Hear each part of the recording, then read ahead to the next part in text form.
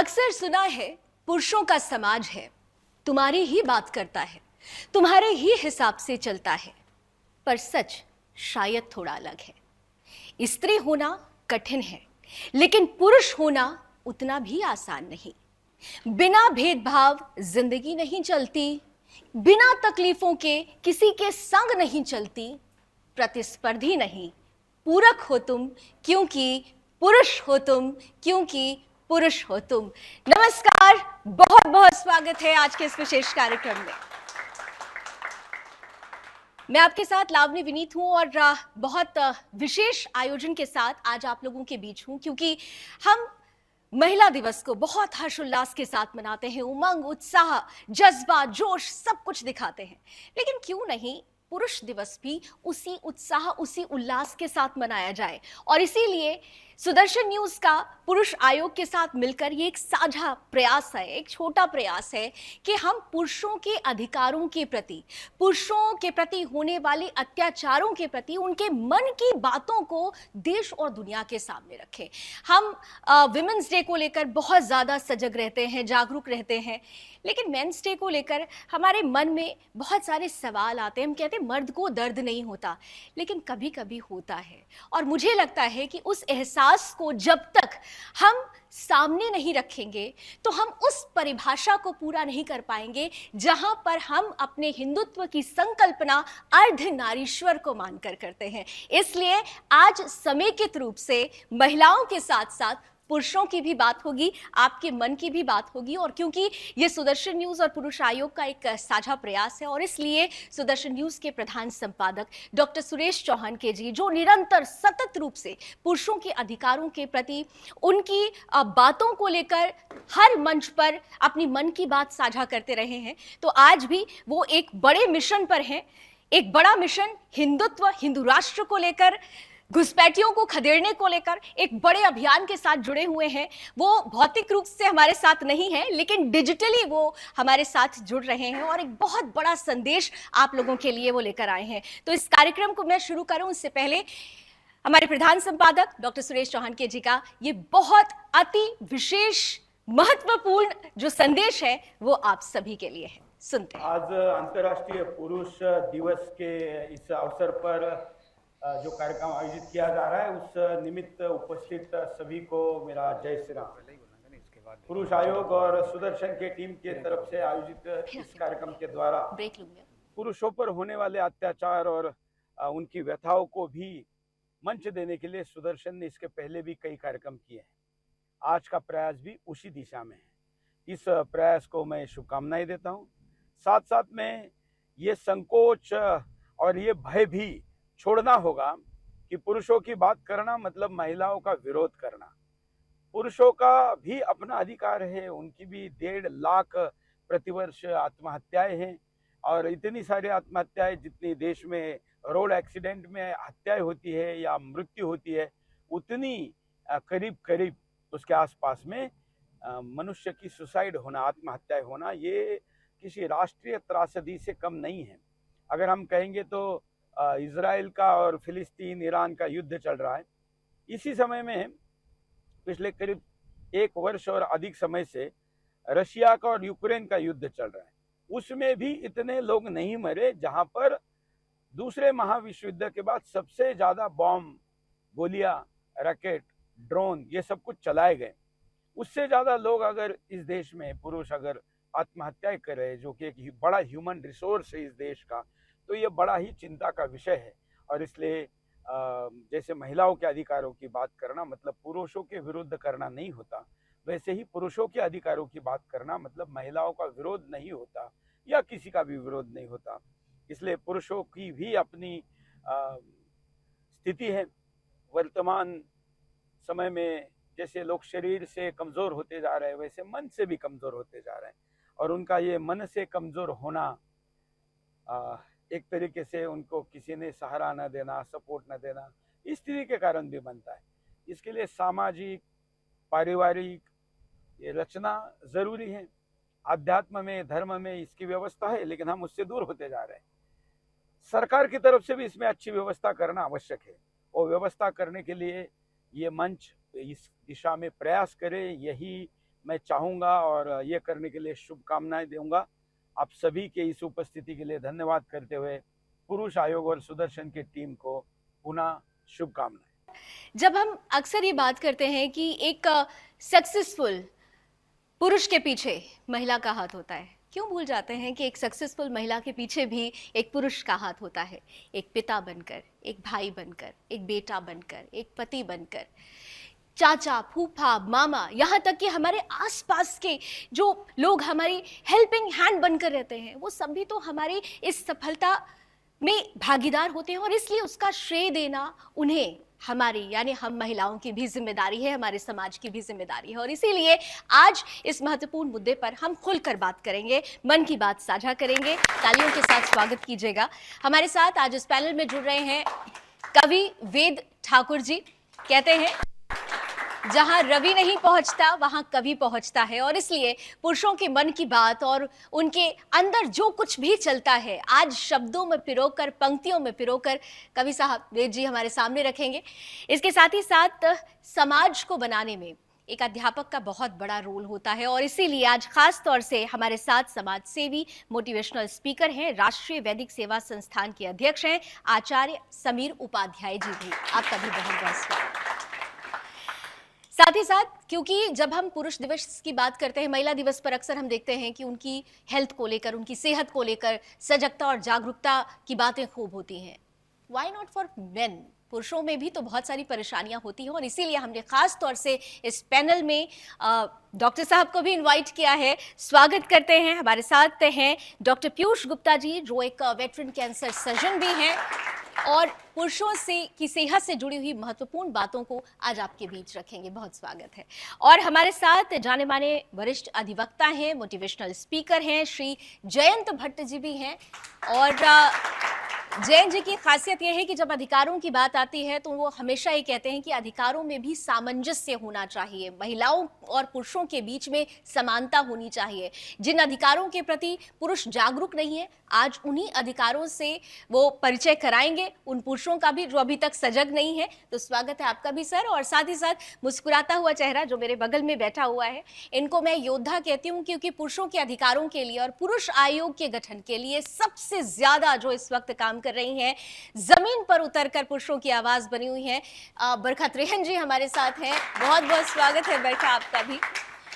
तो चलिए, guest panel से मैंने आपका परिचय करा दिया है और अब संवाद का सिलसिला शुरू करते हैं। और संवाद में सबसे पहले कहते हैं कि जैसा मैंने पहले भी कहा कि जहां रवि नहीं पहुंचता वहां कवि पहुंचता है, इसलिए सबसे पहले मैं कवि साहब को, वेद ठाकुर जी को इन्वाइट करती हूं, और मैं चाहती हूं कि उन पंक्तियों को आप हमारी देश दुनिया के सामने रखें जहां पर पुरुष कहना तो बहुत कुछ चाहता है, लेकिन समाज को देखते हुए अपनी बातों को अंदर पी जाता है। आज खुलकर वो पुरुष आपकी पंक्तियों के माध्यम से बोलेगा।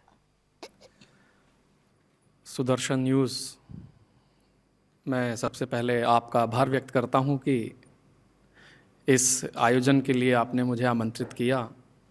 पुरुष आयोग एनजीओ का आभार व्यक्त करता हूं, बरखा जी का। सबसे पहले आप सभी को पुरुष दिवस के हार्दिक शुभकामनाएं। जैसा कि आपने मैम बात की, विश्वास कीजिए एक पुरुष कुछ भी नहीं चाहता। मैं जानता हूं, मैं मानता हूं, मेरा ऐसा मानना है, शायद यहाँ जितने भी हम लोग पुरुष बैठे होंगे उनकी भी यही होगी। एक पुरुष कभी नहीं चाहता कि वह बहुत अधिक ऊंचा उठे किसी महिला के मुकाबले, या जैसे कि एक धारणा समाज में चली हुई है कि यदि एक पुरुष किसी महिला से कुछ अभद्रता कर दे तो हमारी मानसिकता ये है कि कहते हैं कि ये पुरुष बहुत बदतमीज है, और यदि एक महिला किसी पुरुष को कुछ कह रही है तो शायद हमारी मानसिकता ऐसी है कि हम कहते हैं कि इस पुरुष ने ज़रूर कुछ बदतमीजी की होगी। पुरुष बस सिर्फ इतना चाहता है कि समानता हो, चाहे वो कोई स्त्री हो या कोई पुरुष हो या मैं हूँ या कोई भी हो, समानता हो। तब मैं यहाँ से 4 पंक्ति जरूर मन से कहना चाहता हूँ कि एक पुरुष क्या अपने मन में चाहता है। सच चाहे कितना भी कड़वा, सच चाहे कितना भी कड़वा, किंतु सच ही बोला जाए।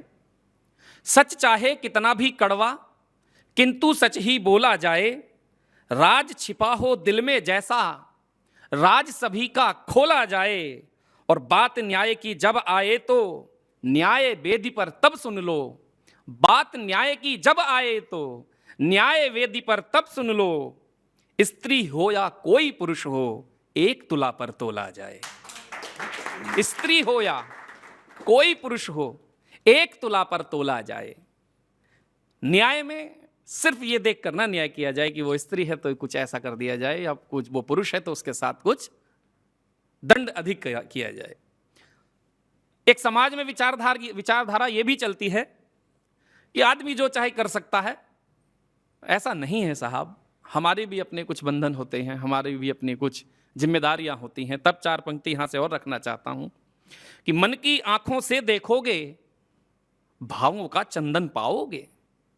मन की आंखों से देखोगे, भावों का चंदन पाओगे। होठों पर मुस्कान लिए पर मन में क्रंदन भी पाओगे। होठों पे मुस्कान लिए पर मन में क्रंदन भी पाओगे। इतना भी बेकार नहीं मैं जितना मुझको कह डाला है। इतना भी बेकार नहीं मैं जितना मुझको कह डाला है। मुझको भी पीड़ा होती है, मुझ में भी बंधन पाओगे। मुझको भी पीड़ा होती है, मुझ में भी बंधन पाओगे। और जब बात पुरुष दिवस की चल रही है, साथ साथ समानता की चल रही है, मैं 4 पंक्तियां इस भारत देश के लिए जरूर कहना चाहता हूं। आज क्योंकि पुरुष दिवस था, इसलिए मैंने शुरुआत जो है उन पंक्तियों से की शायद जिनसे होनी चाहिए थी, लेकिन मैं आपसे 4 पंक्तियां अपने मन की वो साझा करना चाहता हूं और मैं अपनी वाणी को विराम देकर आप तक आवाज़ को पहुंचाऊंगा। 4 पंक्ति मैं वो कहना चाहता हूं जो हर मंच पे जाता हूं कहता हूं। इस देश की माटी के लिए कहता हूं, अपने देश के लिए कहता हूं। एक गौरव हमने जिया था, आपको पता होगा, जब हमारा चंद्रयान चंद्रमा की धरती पर गया था। वहां से जब पृथ्वी पहली बार उगती हुई चंद्रयान ने देखी होगी, तो ये कवि का भाव है कि उस चंद्रयान ने क्या सोचा होगा। तब 4 पंक्ति देता हूं आपको अंतिम और अपनी वाणी को विराम दूंगा, सुनिए। पृथ्वी नापी मंगल नापा, पृथ्वी नापी मंगल नापा, चांद बना अरमान मेरा। पृथ्वी नापी मंगल नापा, चांद बना अरमान मेरा। कहो गर्व से चंद्रयान है दुनिया में सम्मान मेरा। चांद की धरती से देखा तो चंद्रयान भी बोल उठा। चांद की धरती से देखा तो चंद्रयान भी बोल उठा। पूरी वसुधा में है सबसे प्यारा हिंदुस्तान मेरा। पूरी वसुधा में है सबसे प्यारा हिंदुस्तान मेरा। बहुत बहुत धन्यवाद आप सभी का, बहुत बहुत आभार। दोबारा अवसर आएगा, दोबारा कुछ और नई बात कही जाएंगी। आप तक बात तो बिल्कुल महत्वपूर्ण बातें कही वेद जी ने। और आपने कहा ना मन के भाव, मन के भाव ही तो हैं जो बहुत कुछ व्यक्त करते हैं। और जब हम भावनाओं की बात करते हैं तो महिलाएं पहले आ जाते हैं कि हर भावनाओं को बहुत आसानी से सामने रख देती हैं। ये हमारी क्वालिटी भी है, इसको हम कभी नहीं कहेंगे। लेकिन हाँ, जब हम भावनाओं की बात करते हैं तो ये भावनाएं तो पुरुषों के साथ भी जुड़ी होती हैं।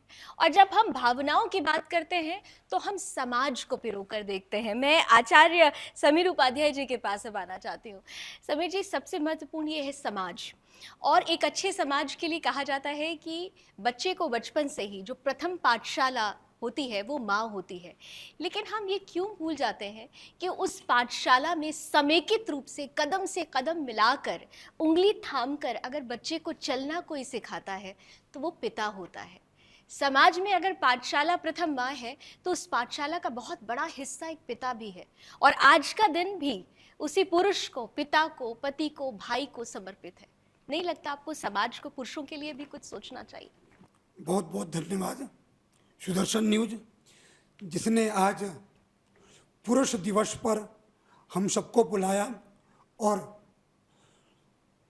आज पुरुष क्यों पीछे रह जा रहा है या क्यों अपनी मानसिकता के कारण गलत कदम उठाने के लिए वो अपने आप को जिम्मेदार ठहरा रहा है, इसके लिए जरूर समाज दोषी है।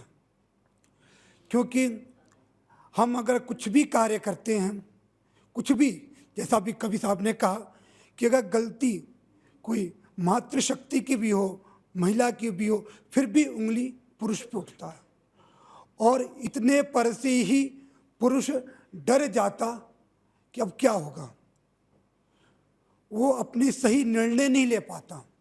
आज समाज में या परिवार में यही चीज़ देखने को मिल रहा है, क्योंकि सही जानकारी नहीं है, और सही जानकारी ना होने के कारण क्या कि हम समाज में अपने आप को स्थापित नहीं कर पा रहे हैं। सबसे बड़ी बात, क्योंकि जैसा अभी आपने बताया कि किसी भी पाठशाला की प्रथम जो श्रेणी होती है वो माता होती हैं, द्वितीय पिता होते हैं। आज माताओं के पास इतना समय भी नहीं है कि वो अपने बच्चों को संस्कार दे सके या उन्हें कुछ दिन अपने दे सकें। हम लोग प्राय सुनते होंगे, पढ़ते होंगे कि एक पुत्र अपने पिता से कह रहा है, अपनी माँ से कह रहा है क्या कि आप हमें कुछ समय दीजिए। जब हम अपने बच्चों को समय नहीं दे पाते तो उनको संस्कार कहाँ से दे पाएंगे? फिर तो वो वही सीखेंगे जो मोबाइल में, चाहे जो समाज में पुरुष हो जा रहा है गलत लोगों के द्वारा। अगर अच्छे लोग नहीं आएंगे तो उनका स्थान गलत लोग ले लेंगे। तो इसलिए सबसे पहले हमें अपने बच्चों को संस्कार देना चाहिए, और जब उनमें संस्कार जीवित रहेगा वो अपने कर्तव्यों को जानेंगे, क्या गलत है क्या सही है। एक मैं उदाहरण और देना चाहूँगा। अभी कुछ दिन पहले एक मूवी आई थी कश्मीर को लेकर के, तो उसमें एक बालिका कहती है अपने घर वालों से कि हमारा धर्म जब इतना मजबूत था तो आपने हमको क्यों नहीं बताया पहले? अगर आप हमको बताते तो हम शायद दूसरे धर्म में नहीं जाते। तो यही कारण है कि हम बच्चों को बता नहीं पाते कि क्या श्रेष्ठ है क्या गलत है, और वही बच्चे चाहे मातृशक्ति हो चाहे पुरुष आगे जा कर के अपनी शक्तियों का सही उपयोग नहीं कर पाते। एक मातृशक्ति जरा सा लोभवश या जरा सा विद्वेषवश हम दूसरे को गलत ठहरा देते हैं।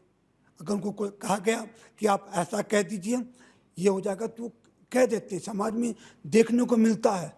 और अभी जैसा कि बताया गया कि 1.5 लाख लोग साल में आत्महत्या करते हैं। क्यों करते हैं? क्योंकि वो गलत नहीं होते, उनको गलत बताया जाता है। बताने वाला कौन होता है? हमारे लोग होते हैं। और क्योंकि उनको मालूम नहीं कि हम गलत बोल करके, झूठ बोल करके हमको क्या मिलेगा, पर एक सामने वाले की पूरी ज़िंदगी ख़त्म हो जाएगी, पूरा एक परिवार ख़त्म हो जाएगा, उसका उनको नहीं होता, क्योंकि उनको बताया नहीं गया। उनको लगता कि नहीं, क्षणिक सुख ही जो हमको अभी मिल रहा है यही सुख ही हमारे लिए अच्छा है, बेस्ट है। तो इसीलिए आप लोगों से भी आग्रह है कि आप अपने घर में बच्चों को, चाहे वो पुरुष हो चाहे मातृ हो, बच्ची हो, उसको आप लोग सही और गलत का बताएं कि कितना भी समाज में आगे जा कर के आपको लोभ से आपको लुभाया जाए, पर आपको फंसना नहीं है। जो सत्य है उसको सत्य बताना है। बहुत सी घटनाएं होती हैं, आप लोग भी न्यूज में देखते हैं कि लोभवश किसी ना किसी कारणवश जा कर के झूठ के कारण हम लोग पुरुष को फंसा देते हैं, और पुरुष के पास और कोई नहीं होता, उसके पास वो नर्वस हो जाता है, आत्महत्या कर लेता है। वजह भी होती है, मुझे लगता है कि उसकी वजह ये होती है क्योंकि बचपन से ही कहा जाता है कि पुरुष बहुत टफ है। देखो ऐसा हो रहा है, घबराने की जरूरत नहीं है क्योंकि तुम पुरुष हो। जब हम ये इस सोच के साथ चलते हैं तो पहले ही हम बाउंड्री खींच देते हैं। और जैसा कि आपने कहा कि हम शिक्षा सही नहीं दे पाते, हम शिक्षा सही बात है इसलिए नहीं दे पाते क्योंकि हम अपने धर्म को पीछे छोड़ते जा रहे हैं, हम मॉडर्नाइज हो रहे हैं और ट्रेडिशंस को पीछे छोड़ रहे हैं। और जिस सामंजस्य की ज़रूरत है वो सामंजस्य मॉडर्निज्म और ट्रेडिशनल जो हमारी रिचुअल्स हैं उनके बीच में बनाने की ज़रूरत है। और ख़ास तौर से मुझे लगता है कि आप में से बैठे हुए बहुत सारे लोग हैं वो इस बात से सहमत होंगे कि जब हम पुरुषों की बात करते हैं अपने घर में, आपके घर में भी अगर बेटा हो या बेटी हो, ख़ासतौर से बेटा हो, तो उसको हमेशा बतौर माँ बाप आप ये शिक्षा ज़रूर दीजिए कि ऐसा नहीं है कि तुम्हें तकलीफ है तो तुम्हें रोना नहीं है, नहीं, खुलकर रोना है। क्योंकि रोना भी अपने आप में मेडिकल साइंस से कहता है कि जब आप रोते हैं तो आप और ज्यादा स्ट्रांग होते हैं। तो और ज्यादा शक्ति के लिए पुरुषों को ये शिक्षा देने की भी जरूरत है। बिल्कुल आचार्य जी, मैं आपके पास आऊंगी, हमारे पास और भी ओरेटर्स हैं, जरा उनका भी इस पर वर्जन ले लेते हैं। जयंत जी के पास मैं जाना चाहती हूँ, क्योंकि आपने अधिकारों की बात की, और जब हम अधिकार की बात करते हैं, अभी भी बात हुई कि मोर देन 72% केसेस, अब तो अप्रॉक्सीमेटली मेरे ख्याल से 76 के आसपास हो रहा है कि जो सुसाइडल केस है दुनिया में वो पुरुषों के ज़्यादा है। अत्याचार को लेकर वो चुप हो जाते हैं, क्योंकि वो बाहर जाने से कहते हैं शर्म महसूस होती है, समाज क्या सोचेगा, दुनिया क्या सोचेगी, और इसके चलते चलते वो उस ट्रॉमा में पहुंचते हैं जहां उनका फिजिकल लॉस है, मेंटल लॉस है, स्पिरिचुअल लॉस है। इन तीनों को देखते हुए आपके सामने तो बहुत सारे केसेस आते होंगे, और बहुत सारे ऐसे पुरुष हैं जो अपने अधिकारों को लेकर सजग भी नहीं है, तो आज उनकी बात करते हैं। बहुत बहुत धन्यवाद आप सभी का। पहली बात तो एक चंद पंक्तियाँ आप तक पहुँचा दूँ, जी, क्योंकि आपने कहा कि समलैंगिक व्यवहार भी आवश्यक है समाज में एक बैलेंस बनाने के लिए। और यहाँ पे जो शायर है या जो कवि है वो एक प्रेमी और प्रेमिका की बात कर रहा है, और पंक्तियाँ इस तरह से हैं कि मैं तमाम दिन का थका हुआ, तू तमाम शब का जगा हुआ। शब मतलब रात्रि, शाम। कि मैं तमाम दिन का थका हुआ, तू तमाम शब का जगा हुआ, आ ठहर जा किसी मोड़ पर, एक शाम साथ गुजार लें। क्या बात है। तो इसके मायने ये हुए कि लड़ने के आपको बहुत मौके मिलेंगे। आप चाहे पुरुष हैं, आप चाहे स्त्री हैं, आप चाहे किसी और LGBT कम्युनिटी के हैं, लड़ने के मौके बहुत हैं समाज में। लड़ने का कोई एक मौका नहीं है। और मैं आपको एक उदाहरण के तौर पर समझाता हूँ। कुछ साल पहले मैं कनॉट प्लेस दिल्ली में बाहर निकला अपने डेंटिस्ट से मुलाकात करके, और नीचे में केमिस्ट के पास गया अपनी दवाइयाँ लेने, और उसी जो काउंटर पे एक बुज़ुर्ग बैठे हुए थे, और सब लोग अपनी लाइन से चल रहे थे, क्योंकि लाइन से आप जो अपनी मेडिसिन चाहते हैं उसके हिसाब से वो पर्ची बनती है, और पर्ची जाके फिर आप काउंटर पे जाके उसका पैसा देते हैं। और वहाँ पे एक यंग कपल आया, लड़का लड़की साथ में थे। लड़की थोड़ी सी तैश में थी उस वक्त, और उसने लाइन तोड़ी। बुज़ुर्ग ने उनसे बोला कि आप लाइन ना तोड़ें, सब लोग लाइन में हैं, बुज़ुर्ग भी हैं, बच्चे भी हैं, बूढ़े भी हैं, जवान भी हैं, सबको दवाइयों की आवश्यकता है, आप लाइन ना तोड़ें। इतने में वो उनसे बदसलूकी करने लगी, अपशब्द कहने लगी उनको, और उन्होंने बोला मैं देखती हूँ आप मुझे दवाई कैसे नहीं देते, और उन्होंने फट से 100 नंबर कॉल कर दिया। 100 नंबर सबको पता है इस देश में पुलिस का नंबर होता है। अब दुर्भाग्य उनका ये था कि मैं उस दुकान में था, और वकील जहाँ पे होता है वहाँ कोई ना कोई मुकदमा ना हो, ऐसी बात मुश्किल है। तो मैं काउंटर पे गया उन बुज़ुर्ग के पास, और मैंने कहा आप बुरा ना माने तो 100 नंबर आप भी मिला दीजिए, और बाकी मैं देख लूँगा कि क्या होता है। और ये कोर्ट कचहरी के बाहर की बात है, सिर्फ कानूनों की हक की बात है। तो जैसे ही 100 नंबर उन महिला ने मिलाया, 100 नंबर उन बुज़ुर्ग ने भी मिला दिया, और इतनी देर में जो वहाँ पे बीट कांस्टेबल थे, जो इलाके के जो आपके इन्वेस्टिगेटिंग ऑफिसर्स होते हैं पुलिस थाने के, वो आ गए, और उनको बड़ा अचंभा हुआ जान के कि 2 कॉल एक ही जगह से आई हैं। तो उन्होंने बोला हुआ क्या? तो मैंने कहा इससे पहले आप किसी को गलत पकड़ें या किसी पे आप FIR काटें, पहले तो ये है कि अच्छी खासी दवाई की दुकान है, बहुत पुरानी दवाई की दुकान है दिल्ली के कनॉट प्लेस में, अंदर CCTV हैं, और मैं यहाँ पे एज आई विटनेस हूँ और वकील भी हूँ। तो ये सुन के महिला घबरा गई कि हो क्या रहा है, क्योंकि वो कुछ पैसे ऐंठना चाह रही थी उनसे। तो मैंने बोला देखिए आप जो कर रही हैं गलत है। ये बुज़ुर्ग 50 साल से दुकान चलाते हैं, मैं कई बार इनकी दुकान में आया हूँ, लेकिन जो आज आपने हरकत किया तो आप अनकंडीशनल अपॉलॉजी दीजिए उनको, नहीं तो अगर आप FIR कटाएंगी तो ये भी FIR कटाएंगे। उसको हम कहते हैं काउंटर FIR कट जाना, मतलब कि आमने सामने दोनों तरीके से बाणों की वर्षा हो जाना। उस पर महिला थोड़ा सा ठंडा हुई, उन्होंने लिखित में पुलिस के सामने माफ़ी मांगी, और इस तरीके से बात आती जाती बनी। ऐसे जैसे कि मैडम ने बोला, ऐसी बहुत सारे केस बतौर वकील हम दिन भर देखते हैं, कोर्ट में जाते हैं, देखते हैं कि क्या चल रहा है। और जो पूरा तर्जुमा है, जो ट्रायल जिसको हम कहते हैं ट्रायल एडवोकेसी, वो क्यों होती है? क्योंकि जज साहब के पास, जज साहिबा के पास, क्योंकि उसमें महिला भी हैं पुरुष भी हैं जो आज जज हैं, उनके पास ऐसी कोई जादू की छड़ी नहीं है कि वो बता सके कि सच कौन सी पार्टी बोल रही है और झूठ कौन सी पार्टी बोल रही है। इसलिए जो तराजू की बात कही कवि साहब ने एकदम सही कही। जो न्याय की देवी जिसको हम कहते हैं कि न्याय की देवी के पास तराजू भी है, तलवार भी। अब तो जस्टिस चंद्रचूड़ जो भी XCJ हो गए, उन्होंने तलवार के बदले उनको किताब थमा दी है, संविधान थमा दिया है। तो इसी चुटकुले मैंने एक बात की कि अगर आपने किताब तो थमा दी, लेकिन इसका फोर्स थोड़ा सा ब्लंट हो जाता है। तलवार से समाज को डर लगता है, उससे ये होता है कि स्विफ्ट न्याय मिलेगा, स्विफ्ट जस्टिस मिलेगा आपको। किताबों से मेरा कोई ऐसी कोई दुश्मनी नहीं है, लेकिन ये है कि जब हम समाज की बात करते हैं तो हर समाज का इंसान संविधान सुनता ज़रूर है, उसकी समझ से थोड़ा सा दूर रहता है। और जब हम महिला और पुरुष के अधिकारों की बात करते हैं जो कि हमारे संविधान से शुरू होते हैं, क्योंकि फंडामेंटल राइट्स जब हम कहते हैं उसकी बात आती है, कानूनी मापदंडों की उसमें बात आती है, तो उसकी एक चोट कहीं ना कहीं समाज के, जैसे कि गुरुकुल से भी आचार्य साहब हैं यहाँ पे, वहाँ से शुरू होती है कि आप गुरुकुल से या आप घर से या जो आपके अध्यापक हैं, अध्यापिका हैं, जो आपके प्रशिक्षक हैं, आपको क्या शिक्षा देते हैं। अगर नींव कमज़ोर पड़ी है समाज की, तो समाज में कहीं ना कहीं दरार आना लाजमी सी बात है। अब आपको एक छोटा सा उदाहरण और दूँ अगर समय हो मैम। अब मैं आपको डाउरी डेथ के एक दो केस बताता हूँ जो हम लोग का दफ्तर कर रहा है। उसमें कई साल पहले एक मुकदमा हमारे पास आया जहाँ पे एक लड़की की during the child birth natural death हो जाती है।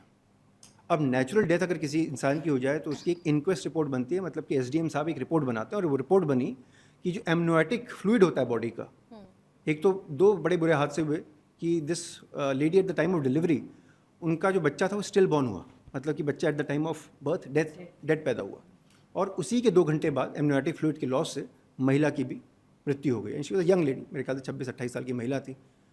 इसके चलते पूरे के पूरे परिवार पे, पति, सास, ससुर, नंद, सबको धर दिया गया। ये केस आज भी चल रहा है।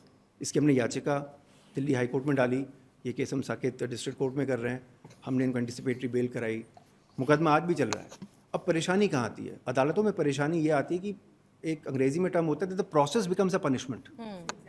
जो धीमा पहिया है, जो धीमा चक्का है समाज का, इसको हम कैसे सुधारें? ऐसा नहीं है कि जज साहब अपना काम नहीं कर रहे हैं, वो अपना काम कर रहे हैं। ऐसा नहीं कि एफआईआर नहीं कट रही, एफआईआर भी कट रही है।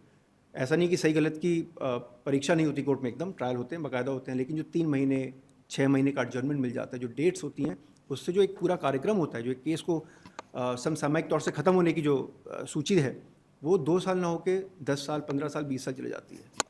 कोविड के टाइम पे हम लोगों ने डिजिटल कोर्ट्स अपनाए, लेकिन उसके बाद फिर मामला वैसा हो गया। आज भी अगर मैं नवंबर के महीने की बात करूं, कई कोर्ट्स में हमारे दफ्तर को अगले साल मई जून की डेट्स मिल रही हैं।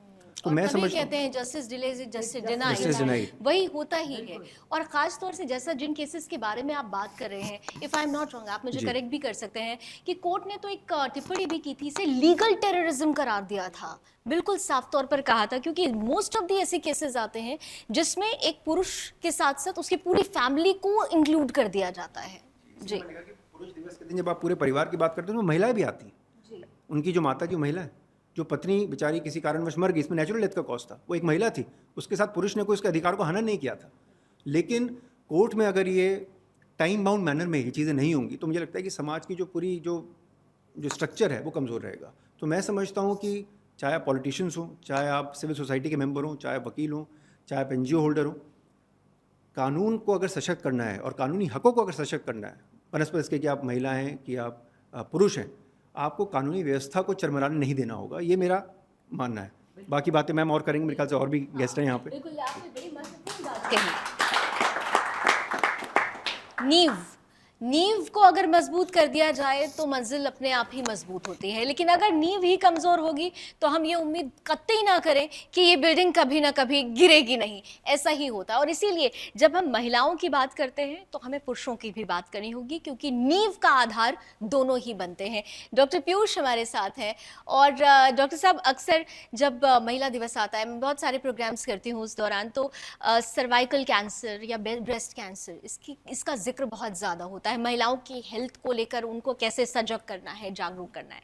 लेकिन क्योंकि हम पुरुष दिवस मना रहे हैं, पुरुषों के साथ भी बहुत सारी परेशानियां होती हैं। और ख़ास तौर से हमारे देश में आंकड़ों की अगर बात की जाए तो अभी रजिस्टर्ड आंकड़े तो नहीं है, लेकिन अनरजिस्टर्ड जो आंकड़े हैं ये कहते हैं कि लाखों नहीं, अब करोड़ों की में पहुंच रही है जो प्रोस्टेट कैंसर है उसकी संख्या। कई ऐसे पुरुष हैं जो शर्म की वजह से भी इस पर खुलकर बात नहीं कर पाते, और ये फैक्ट है। मुझे लगता है कि आज इस दिन हमें इस मुद्दे पर भी खुलकर बात करना चाहिए, और मैं चाहूंगी कि आप इस पर जरूर आज प्रकाश डालेंगे। पुरुषों के स्वास्थ्य की बात उठाने के लिए धन्यवाद। मैं स्वास्थ्य पर पहुंचूं उससे पहले मैं 1-2 बातें कहना चाहूँगा। हमारे साथ समस्या ये हुई है कि हमने नारी सशक्तिकरण को विदेशों को, फिरंगियों को आउटसोर्स कर दिया है।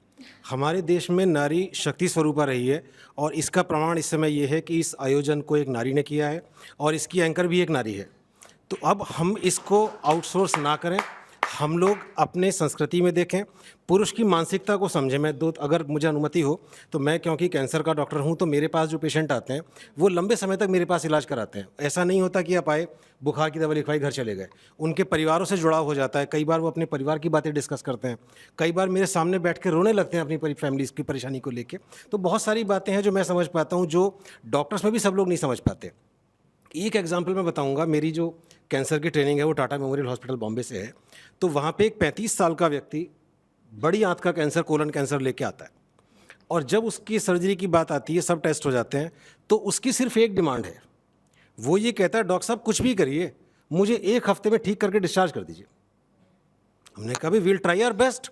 तो कहता नहीं सर, समस्या ये है कि मेरे घर में मेरे अलावा कमाने वाला कोई नहीं है, तो अगर मैं यहाँ ज़्यादा लंबा लेट गया तो खर्चा यहाँ होता रहेगा और वो कमाना बंद हो जाएगा, तो मुझे कुछ भी करिए, आप 1 हफ्ते में ठीक करिए। अच्छा, जिन लोगों में ऐसी पॉजिटिव एंथुजियाज्म होता है वो ठीक भी हो जाते हैं। He went home after 8-10 days. लेकिन एक बात ये समझें कि उसको 35 साल की उम्र में कैंसर हुआ, और चिंता किस बात की है कि परिवार कैसे चलेगा। तो ये एक ऐसी मानसिकता है जो कि पुरुषों की इग्नोर की गई हमेशा। दूसरा एग्जाम्पल बताता हूँ। मेरा एक पेशेंट, उसकी टंग में कैंसर था, ट्रीटमेंट कंप्लीट हो गया, 1-2 छोटी छोटी दिक्कतें चलती रहीं। दिक्कतों से परेशान आके मेरे सामने एक दिन बैठ गया, मुझसे बोला डॉक्टर साहब एक बात सच सच बताइए। मैंने कहा भाई बोलो, मैं तो सच ही बताने की कोशिश करता हूँ, आपको क्या सच पूछना है। कहता है जी मुझे बताइए क्या मैं ठीक हो गया हूँ।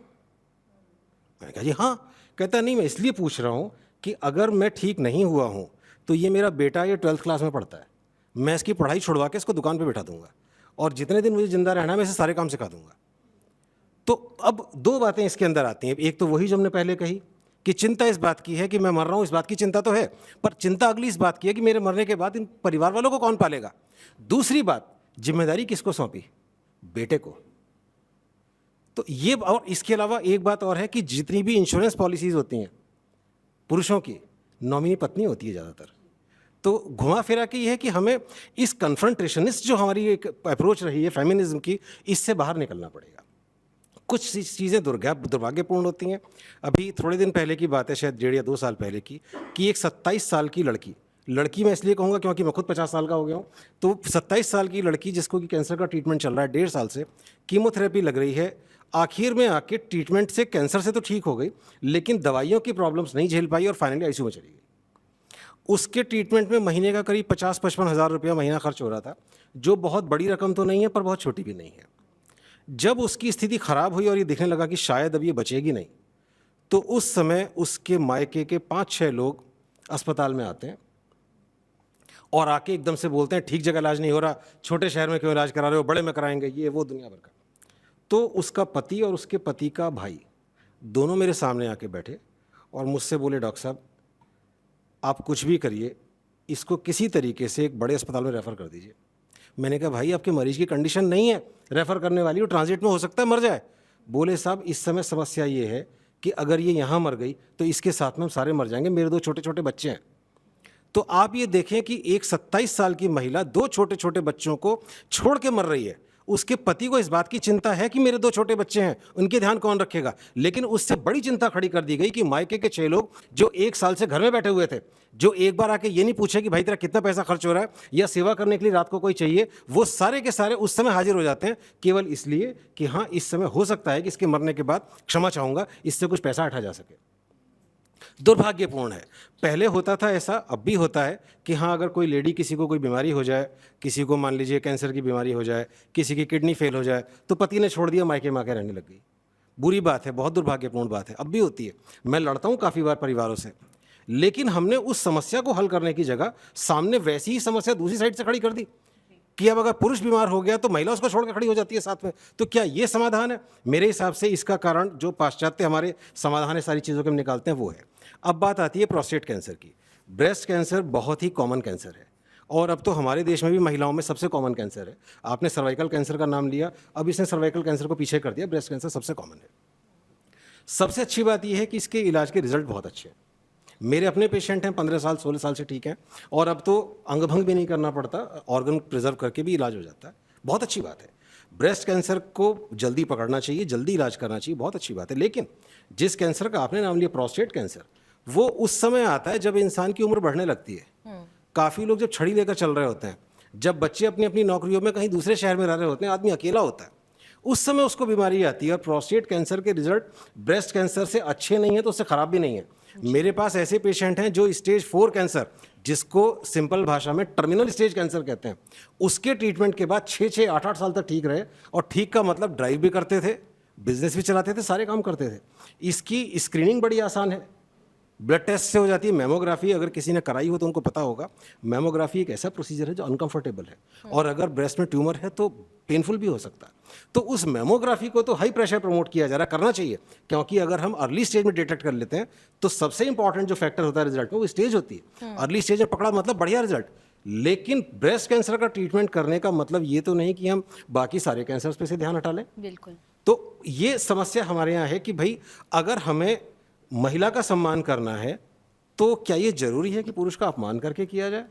हम दोनों का सम्मान नहीं कर सकते हैं। बिल्कुल ये मेरी तरफ से सबमिशन है। बिल्कुल। और कहते भी ताली एक हाथ से नहीं बजती, आप भी ताली बजा रहे हैं तो दोनों ही हाथों का इस्तेमाल हो रहा है। तो खास तौर से देखिए, आज ये हमारा उद्देश्य इस कार्यक्रम का ये था कि हम आज बात करें, हम सेलिब्रेशन तो करें, लेकिन उन बातों को भी देश और दुनिया के सामने रखें, महिलाओं और पुरुषों के सामने रखें, समाज के सामने रखें, जहां पर ये हम कह सकें कि बराबरी केवल महिलाओं के साथ नहीं, बराबरी पुरुषों के साथ भी। आज मैं भी आप लोगों के बीच में अगर बैठी हूं तो इसका पूरा श्रेय अगर मैं कहूं तो पहले, शादी से पहले मेरे पिता को और शादी के बाद मेरे पति को जा रहा है। मैं अगर यहाँ पर हूँ तो उसके पीछे भी एक पुरुष का ही हाथ है। और यहाँ पर जितनी भी हमारी बहनें बैठी हैं वो इस बात से बिल्कुल इनकार नहीं करेंगी, क्योंकि उनकी सफलता के पीछे भी पुरुष का हाथ है। और जब मैं सफलता की बात करती हूँ तो उसमें बहुत सारी चुनौतियाँ होती हैं, और चुनौतियों पर आप पार तभी पाते हैं जब आपका साथी, आपका हमसफर आपके सफर में साथ साथ चले। बरखा जी की कहानी यही है।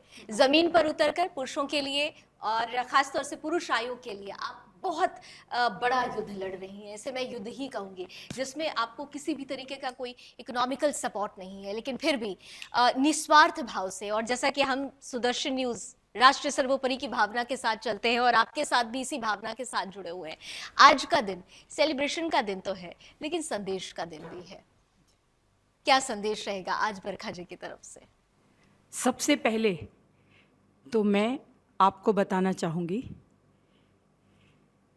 कि ऐसे कार्यक्रम सोचने में, मन मस्तिष्क में सोच लीजिए, और ऐसा कार्यक्रम या ग्राउंड पे कुछ भी करने के लिए आपको साथ की बहुत ज़रूरत है। जो कि लावनी जी अभी कह रही थी कि सपोर्ट, बिना पुरुष के सपोर्ट के आप कैसे कर सकते हैं।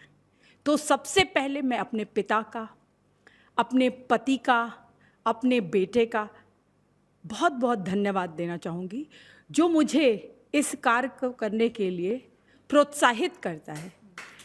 आज मेरे फादर इन लॉ जो डिफेंस में थे हमारे बीच में नहीं है, लेकिन आज जो भी पंक्चुअलिटी है, या आप समझ लीजिए जो फोकस है, कि फोकस नहीं हटना चाहिए। मुझे मोर देन अ डेकेड हो गया, 10 साल से भी ज़्यादा हो गया इस लड़ाई को लड़ते हुए। आज भी मीडिया भाई जब भी कॉल करते हैं वो पूछते हैं आजकल क्या चल रहा है बरखा जी, तो मेरा एक ही जवाब होता है, मरते दम तक एक ही चलेगा कि पुरुष आयोग सरकार द्वारा गठित जल्द से जल्द कैसे हो। ये तो एक एनजीओ है। एनजीओ में आप कितने लोगों की मदद कर सकते हैं?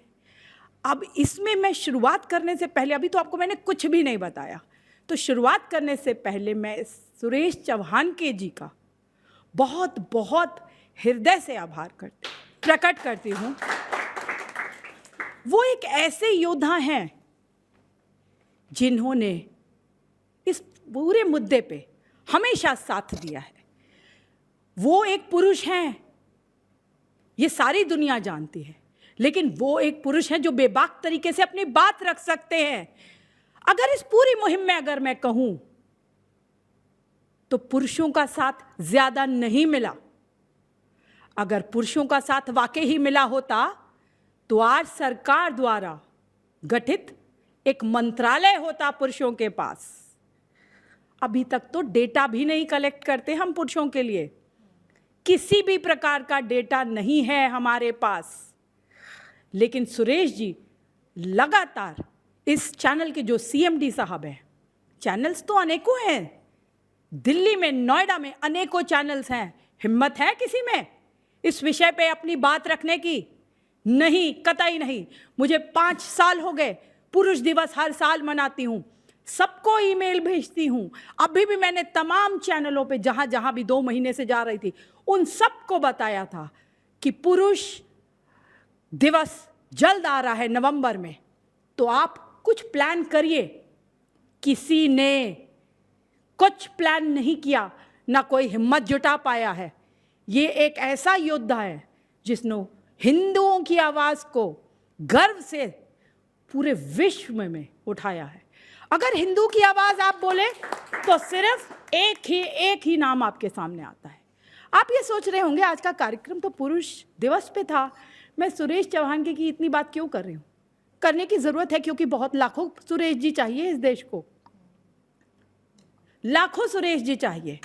और जब सरकार द्वारा गठित हो पुरुष आयोग, मेंस कमीशन, जब सरकार द्वारा गठित हो तो उसका भी चेयरमैन, मुखिया एक पुरुष ही होना चाहिए कि पुरुष ही पुरुष की पीड़ा समझ सकता है। मैं सिर्फ और सिर्फ एक माध्यम हूं आप तक इन बातों का पहुंचाने के लिए। मर्द को दर्द होता है, इसीलिए हम मेन की बात करते हैं, और मेन की बात जहां होती है वहां पुरुष दिवस क्यों ना मनाया जाए, हर्षोल्लास के साथ मनाया जाएगा, पूरे दमखम से मनाया जाएगा। हमने तो प्रधानमंत्री जी को भी कई बार अपने आयोजनों में इनवाइट किया है।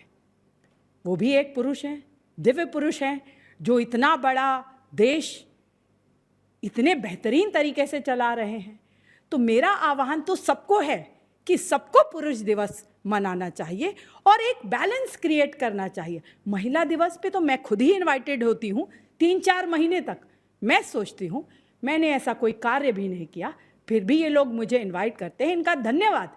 लेकिन पुरुषों का कंट्रीब्यूशन इतना अधिक है हमारे देश में।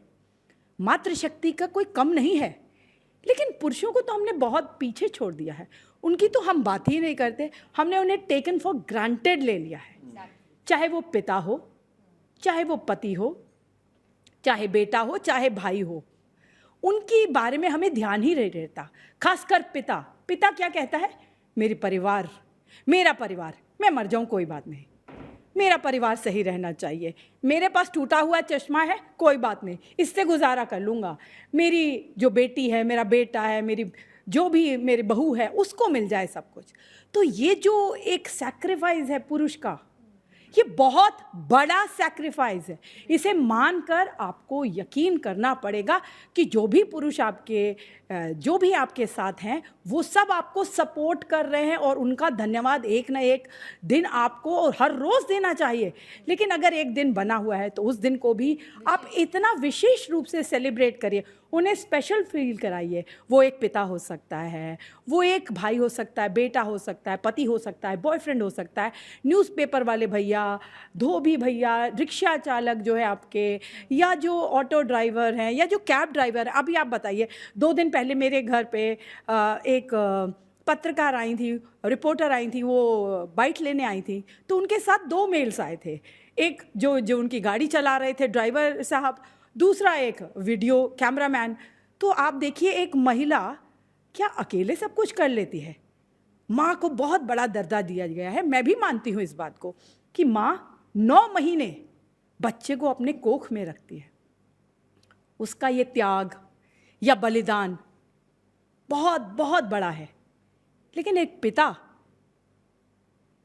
अपने बच्चे को आजीवन काल तक अपने मस्तिष्क में रखता है।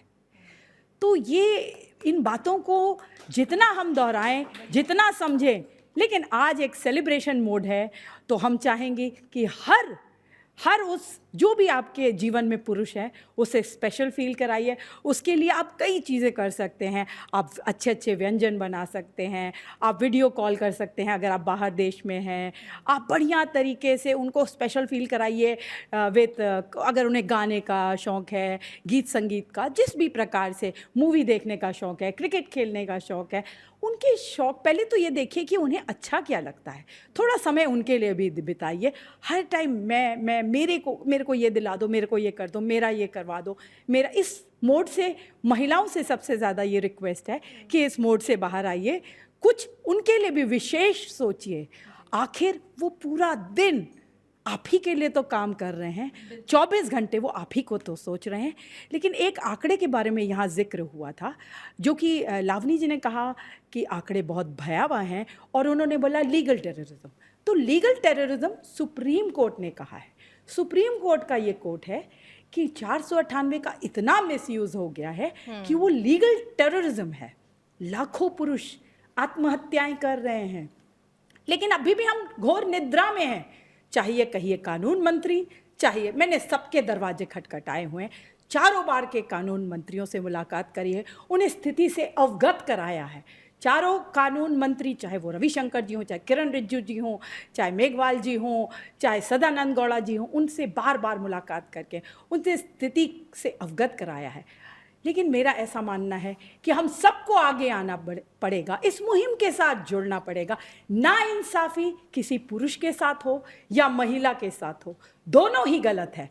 महिलाओं के लिए सब लोग खड़े हैं, लेकिन क्या पुरुष भाइयों के लिए हम नहीं खड़े होंगे?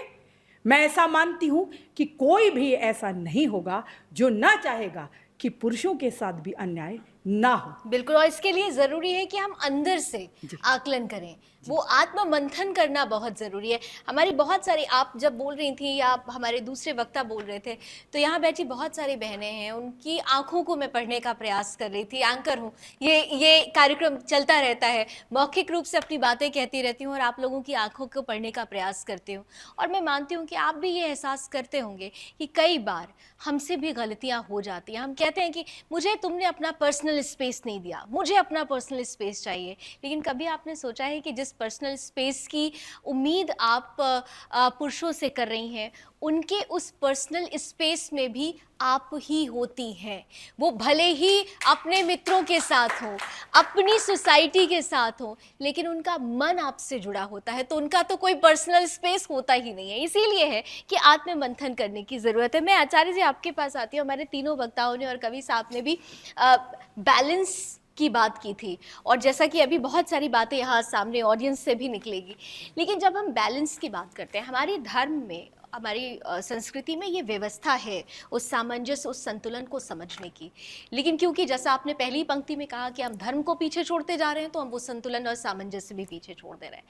आज की जो पीढ़ी है, ख़ास तौर से आज की पीढ़ी, वो धर्म से कोसों दूर है। लेकिन हाँ, एजुकेशन पर बहुत फोकस करते हैं आज की पीढ़ी भी। क्या आपको लगता है कि एजुकेशन में जब हम महिलाओं की बात करते हैं, तो हमें अब ज़रूरी हो गया, वो चाहे गुरुकुल का एजुकेशन हो या जनरल कॉलेज या स्कूल्स की बात हो, वहाँ पे पुरुषों को लेकर के भी अब एक चैप्टर होना चाहिए, और ख़ास तौर से पुरुष के अधिकार, पुरुष की पीड़ा, इसे लेकर खुलकर बात होनी चाहिए? जी बिल्कुल, जैसा कि मैंने पहले भी कहा था कि हम लोग को जानकारी ही नहीं है कि हमारी भी कोई सहायता हो सकती है। आज हम लोग ना जानकारी होने के कारण पुरुष वर्ग दबता हुआ चला जा रहा है। सबको कोई भी घटना हो जाती है, अरे मातृशक्ति है, महिला है, लोग कह करके ऐसा माहौल बना देते हैं कि वो किसी के पे जा ही नहीं सकता। अरे नहीं, तो मेरा कुछ नहीं हो सकता, अब तो इसकी सारी गलती मुझे पे ही आएगी और इसका दंड का दोषी मैं हूँगा। तो इसलिए ऐसा नियम बनना चाहिए, ऐसा कानून बनना चाहिए, जितनी बातें मातृशक्ति के लिए होता है, महिला आयोग के लिए होता है, उतनी बातें पुरुष के लिए भी होना चाहिए। ऐसा पर्व, ऐसा उत्सव पुरुष के लिए भी बनना चाहिए। उसके लिए तो ज़रूरत है ना कि बचपन से ही फिर लड़कों को भी उस तरीके की शिक्षा दे। क्योंकि मैंने भी देखा है, मेरी भी कोएड एजुकेशन थी। बचपन में मैं देखती थी कि अगर टीचर पनिशमेंट दे रहे हैं और कोई लड़का अगर रोने लगता है, तो वही टीचर बोलते हैं, ओ रो क्यों रहे हो, तुम तो लड़के हो। तो ये जो एक सोच है, ये तो बदलनी चाहिए। रोने का अधिकार, हाँ बिल्कुल, महिलाओं को ही केवल ये अधिकार क्यों? क्योंकि बता रहे कि जो बचपन से जो हमारे संस्कार हैं, चाहे शिक्षा, वो ऐसी मानसिकता भर दी गई है कि नहीं, पुरुष है कठोर है, वो रो नहीं सकता, उसे दर्द नहीं हो सकता, उसे कष्ट नहीं हो सकता, वो समझदार है। चाहे स्कूल में ही देखते हैं, अगर कोई लड़की गुस्सा हो जाती है तो उसको कहते नहीं, अरे ये बच्ची है, इसको छोड़ दो, आप तो समझदार हो। तो ये बचपन से ही हमारे अंदर भर दिया जाता था, चाहे वो पिता हो या माता हो, चाहे टीचर हो, कि नहीं, पुरुष ही श्रेष्ठ है और महिला है, उससे गलती हो सकती है। पर अगर पुरुष श्रेष्ठ है तो उसकी तो गलती हो सकती है, उसकी तो कोई समझे। एक्चुअली दिक्कत यहाँ पे ये है लावनी जी कि हमने एक परसेप्शन सा बना लिया है कि मैन इज ऑलवेज गिल्टी। मतलब कोई भी बात हो जाए, कोई छोटी, मैं तो कह रही हूँ घर की लड़ाई झगड़े का ही देख लीजिए, अरे वही गिल्टी है। वो क्यों भाई, महिला की भी तो गलती हो सकती है। बिल्कुल, इंसान है सब, गलती तो कोई भी कर सकता है, और आर्ग्यूमेंट में तो कोई भी पीछे नहीं है। तो आर्ग्यूमेंट कभी भी स्टार्ट हो सकता है। लेकिन हम कभी भी ये नहीं समझते कि ना तो सारे पुरुष रावण हैं और ना ही सारी महिलाएं सीता हैं। बिल्कुल। तो ये जो बैलेंस है, इसको हम कुछ जानने की कोशिश करें बगैर, भाई ये लड़का इसी ने गलती करी है, उसको मारने पीटना शुरू कर देते हैं और उसको जेल में भेजने की तैयारी कर देते हैं, उसका बहिष्कार कर देते हैं। तो ये परसेप्शन खत्म करना पड़ेगा कि लड़का ही हमेशा गिल्टी होता है, ऐसा कतई नहीं। परसेप्शन खत्म करना होगा। और मुझे लगता है जयंत जी, परसेप्शन के साथ साथ एक और महत्वपूर्ण चीज़ है, मुझे लगता है ऑडियंस भी इससे सहमत होगी, बहुत सारे ऐसे केसेस में, झूठे केसेस में अब पुरुषों को जेल होती है, कई साल तक वो जेल में रहते हैं, बाद में कुछ केसेस ऐसे आए भी, बाद में पता चलता है कि अरे वो तो बेगुनाह था। तो क्या आपको नहीं लगता कि उस महिला को उतने ही साल की सजा होनी चाहिए, उतनी ही बराबरी की सजा होनी चाहिए जिसकी वजह से उस पुरुष ने अन्याय झेला? ये भी हमारे कानून में एक व्यवस्था होनी चाहिए। एक कानून अपनी जगह सुनिश्चित है और ये प्रश्न भी उतना ही अच्छा है आपका। इसमें दो तरह से मैं इसमें उत्तर देना चाहूँगा। पहली बात तो ये कि हमारे कानून में प्रावधान है जिसको हम अंग्रेजी में कहते हैं मैलिशियस प्रोसिक्यूशन, कि अगर आपने किसी पे गलत केस दागा है और वो केस दूसरी महिला हार जाती है, वो चाहे 498 के मामले हों या बलात्कार के मामले हों या शोषण के मामले हों या डोमेस्टिक वायलेंस के मामले हों, उसमें अगर गलत केस साबित होता है तो पुरुष के पास उतना ही अधिकार है, उसके परिवार के पास उतना ही अधिकार है कि उन पे भी झूठे केस या पर्जरी का केस लगाया जा सकता है, और वो लगा रहे हैं लोग, उसमें भी सज़ा मिलती है। चलिए, क्योंकि समय अपनी गति से भाग रहा है, लेकिन जल्दी से, क्योंकि हमारे ऑडियंस के मन में बहुत कुछ चल रहा है और कार्यक्रम का समापन कवि साहब की पंक्तियों के साथ करूंगी, लेकिन 5 मिनट जरा जल्दी से ऑडियंस को देते हैं। साहब बहुत अच्छी बात कहे हैं 100 नंबर पर कॉल का। इसका इतना दुरुपयोग हो रहा है कि अगर आज के, हालांकि मैं तो जीवन भर नारी सम्मान की बात की हूँ, नारी सम्मान के लिए कार्य की हूँ, सुदर्शन में भी वही देखती हूँ। अगर ससुर तेजी से चाय मांग दिया और एक बार डांट दिया तो 100 नंबर पर कॉल होगा, उनको थाने में बैठा दिया जाएगा कि मुझसे 10 लाख रुपया दहेज मांगा है। अपराध क्या है? जोर से बोलना, जो कि गार्जियन का भावना भी हो सकता है, जो तुम क्या कर रही थी। एक बार ट्रेन में मैं अनुभव बता रही हूँ, सफ़र कर रही थी, टिकट महिला के बच्ची को नहीं था और वो टीटी बोला जे टिकट आपको देना पड़ेगा, इसलिए उन्होंने ट्वीट कर दिया जे टीटी मुझे छेड़ रहा है। उनको पता नहीं था बगल में मैं भी बैठी हूँ। वहाँ विजिलेंस तक पहुँच गए और मुझे लिख कर देना पड़ा जो नहीं इनके पास टिकट नहीं है, वहाँ से उतरवाना पड़ा। एक परिवार को हमने मिटते देखा है इस दौड़ी में। मेरा एक अपना मत है कि जब कानून बनता है तो उस समय एक लाइन उसमें और जोड़ देना चाहिए कि ये मैं अपना निजी मत कह रही हूँ, जो अगर ये गलत साबित हुआ तो उसको दुगुना पनिशमेंट मिलना चाहिए। बिल्कुल। हो सकता है पुरुष बच जाए। धर्म कहता है जो अपने घर के पुरुष को हम डरा के कायर बना देते हैं तो परिवार खत्म हो जाता है। विश्व गुरु की हम बात कर रहे हैं। नारी सशक्तिकरण और नारी पश्चिमी सभ्यताकरण में फर्क है। सशक्तिकरण के कार्य में हम पश्चिमी सभ्यताकरण को अपना लिए हैं और इस कारण हमारा परिवार कोलैप्स हो रहा है।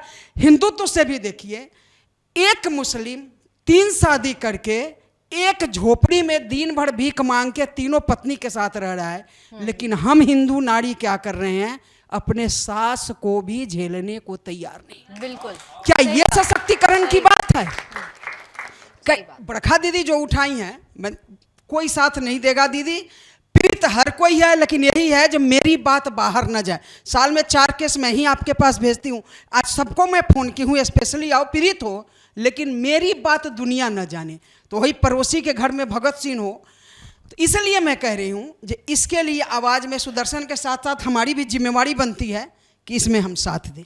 सबसे पहले मैं प्रणाम करती हूँ राजा राम मोहन राय जी को, जिन्होंने चिता से 12 और 13 छोटी उम्र की लड़कियों को उठाया था। दूसरा मैं प्रणाम करती हूँ महात्मा गांधी जी को, जो स्वतंत्रता संग्राम में हम महिलाओं को लेकर आए थे, पुरुष थे सब। और सबसे बड़ा सैल्यूट है अंबेडकर जिन्होंने महिलाओं को पुरुषों के समान समझा, अधिकार दिए। लेकिन आज स्थिति बदलती जा रही है। आप मैट्रिमोनियल उठा करके देखिए, फेरों की दोषी, 4 दिन की दोषी, ऐसे ऐड आते हैं। क्या चौथे दिन ही ससुराल वाले जुल्म करने लगे? इतने लंबे लंबे लगाए जाते हैं इल्जाम, डॉरी और ये और वो। धूमधाम से शादियां होती हैं, शादियां टूट रही हैं। सबसे बड़ी जाके कोर्ट में आप देख लीजिए, सबसे बड़ी बात यह है कि लोग ये कहने लगे हैं कि अगर अपने बेटे की शादी करनी है तो आप जानकारी में शादी करिए। लड़के शादियों से डरने लगते हैं। वकील साहब, आप डरते हैं, कांपते हैं? वकील साहब, आप तो जानते हैं जो महिला की रक्षा के लिए कानून बने थे वही कानूनों का मिसयूज करने लगी हैं दबंग औरतें, और जो असली सफरर होती हैं वो घुट घुट कर मर जाती हैं। आज सुदर्शन न्यूज़ के माध्यम से और बरखा जी ने जो पुरुष आयोग की जो स्थापना की है, पता लगा है, हमें तो आज पहली बार पता लगा है। लगभग 20 साल से हम सुबह से शाम तक कितने ही प्रोग्राम अटेंड करते हैं, लेकिन पुरुष दिवस वाला कार्यक्रम हमें यहीं पर आकर पता लगा है। इसलिए बरखा जी के लिए और सुदर्शन न्यूज़ के लिए सब पुरुष लोग तो कम से कम तालियां बजा दो जोश से। आज तो आप तालियां बजा लीजिए। और अभी लेटेस्ट घटनाएं भी पिछले संडे को डॉक्टर साहब और उनकी मिसेज डॉक्टरनी, वो भी हैं डॉक्टर हैं, वैसे खाली डॉक्टरनी नहीं है, तो डॉक्टर साहब को दे दिया माइक। तो डॉक्टर साहब बोल रहे थे तो वो बार बार बीच में बता रही थी कि ऐसे नहीं, ये बोलना है। तो मैंने कि हाँ, तो इनको बोलने दो, अपने सोचतन से घर देख लेना अपना, ये तो लेटेस्ट है एकदम। तो हम सब पुरुष, आप सभी का, सुदर्शन न्यूज़ का, और जितने हमारे आए हैं यहाँ पर, जिन्होंने बताया हमारे लिए पुरुष दिवस पर, हमें अगर सूचना मिलेगी हम सब आपके साथ रहेंगे। और हमारा पूरा जो, कई लोग मेरे साथ ही आए हैं, जितने भी होंगे पुरुष आपके साथ रहेंगे। और इसको आप जितना विशाल बनाना चाहें उतना बना सकते हैं, हमारा पूरा सहयोग रहेगा। ईश्वर वशिष्ठ मेरा नाम है और हमारा पूरा परिवार, पूरा जो पुरुष 4-5 संस्थाओं से जुड़े हुए हैं, जिसमें पुरुष भी हैं, महिलाएं भी हैं, वो सब आपके साथ में सहयोग करेंगे। I would like to start injustice anywhere is a threat to justice everywhere. तो आजकल जो हमने देखा है, because of financial independence, infidelity, adultery, there is one more cause, that is compatibility. अगर आप देखेंगे आफ्टर decades of marriage, कोई भी वाइफ अपने हस्बैंड से बोलेगी we don't vibe anymore. But after a decade, my first question, why is compatibility, जब आप कोर्ट में केस डालते हैं, is compatibility one of the reasons to get separated? So this question is to you, sir. Second thing, sir. Nowadays, I am talking especially about urban educated working class women. जितने भी lawyers होते हैं, what they do is, आप वहाँ पे चले गए, आपने false cases file किया, and they entertain, और वो जाके फिर कोर्ट में आ जाता है. First thing. Second thing, there is a process called as mediation in the court. Why those statements are not recorded in the High Court? And in the end, I would just like to say few things.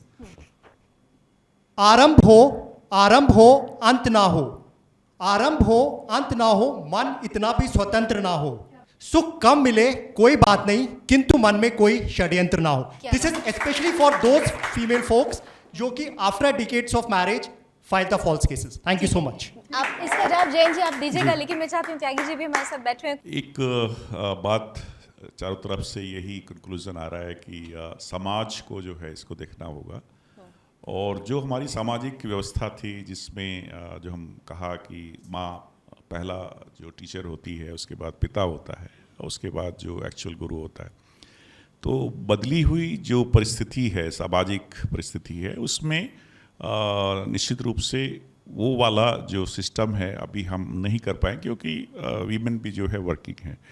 तो किस तरह का सामाजिक व्यवस्था बनाई जाए कि वो जो संस्कार हैं, वो जो शिक्षा मिलती थी वो मिल सके।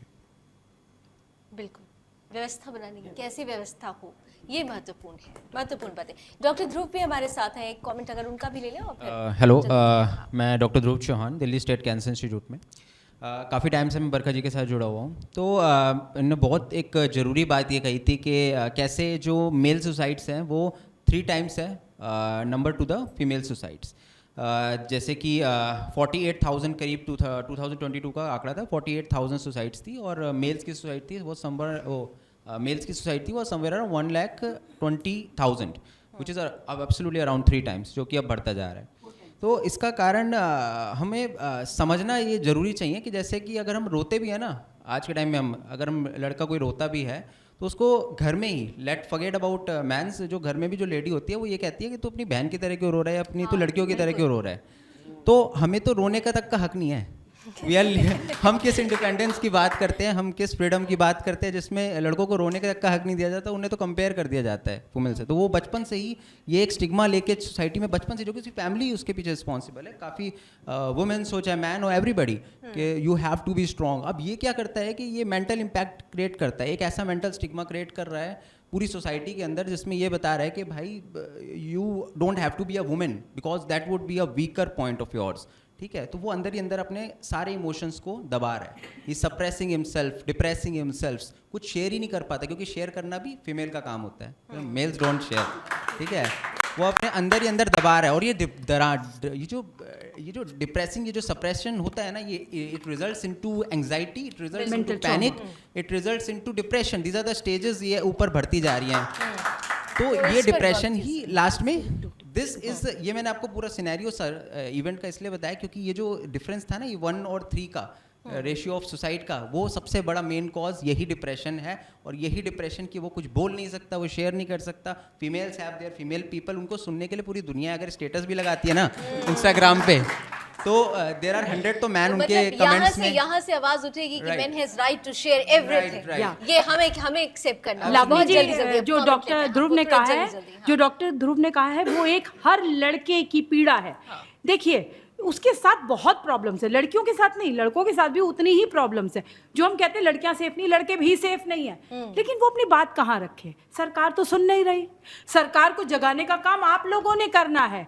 आप लोग एकजुट हो, जगाएं उनको, क्योंकि सरकारें तो हमेशा से सोती रही हैं। जब तक आप प्रेशर नहीं क्रिएट करेंगे, मेल वोट बैंक आपको बनाना पड़ेगा, सरकार को बताना पड़ेगा कि हम बेकार नहीं हैं, हम भी उतने ही कीमती हैं।